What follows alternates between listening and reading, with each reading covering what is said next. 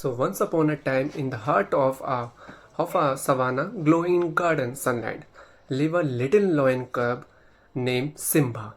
Simba wasn't just any cub; he was a prince and destined to be a king one day. His father Mufasa, the mighty lion with a many like a crown, ruled the land with wisdom and kindness. He taught Simba all about the circle of life, a beautiful way of explaining how everything in the world was connected.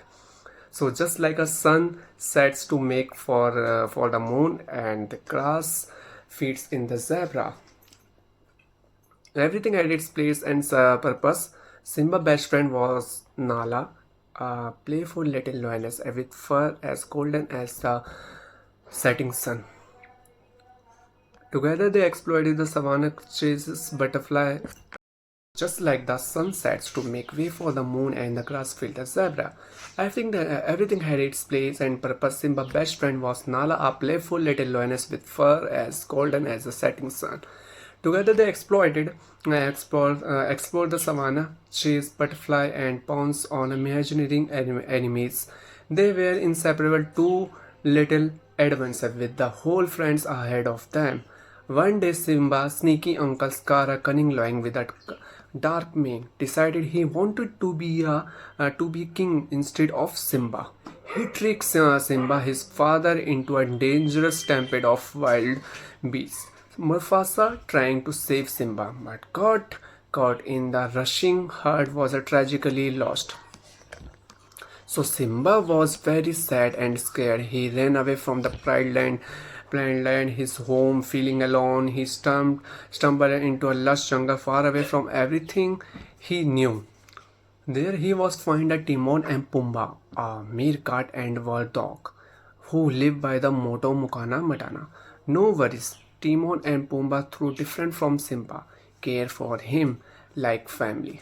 So they taught him to forget his past and enjoy the carefree life in the jungle. Simba grew bigger and stronger for his royal lineage and the responsibility came with it. Year passed and Simba became a handsome young lion. One day while chasing a clever bug named Rafiki, the wise Mandela who served as a royal advisor, Simba bumped into Nala. Now a beautiful lioness, Nala surprised to see Simba was very happy but also worried. She saw that Simba had forgotten his past, the trouble, the pride, and the land faced Scar the mean uncle, and become king and turned the once flourishing land into barren wasteland. Scar's time as king was marked by the laziness and selfishness and not caring about the circle of life.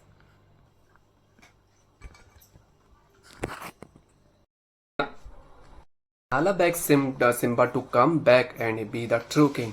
Simba, unsure at first, remembered the thing his father taught him and the pride he felt being like Mufasa's son.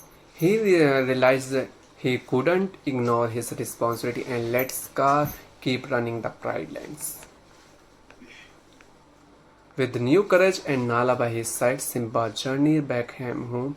He met with Rafiki, who reminded him of who he truly was, a future king. Rafiki also showed Simba his reflection in the water, where he saw his father's eyes staring back. Simba understood he was a Mufasa's son and the future king. He could not let fear stop him anymore. He had to fight for what was right, not just for himself, but for the whole Pride Lands.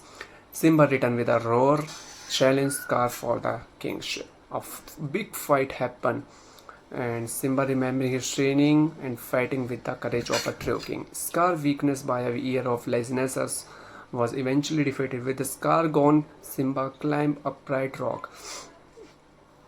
The symbol of a royalty, he looked over the land, once barren but now hopeful for a better future. Nala stood beside him and together they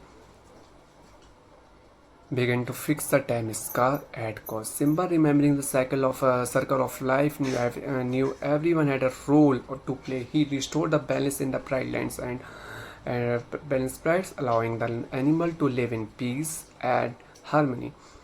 Simba became a wise and fair king just like his father. And so the little lion cub once ran away, scared and alone, returned as a strong and responsible leader. He had learned that facing your fear, honoring your family, and understand the circle of life were the true king, marks of a king. So thank you, dosto.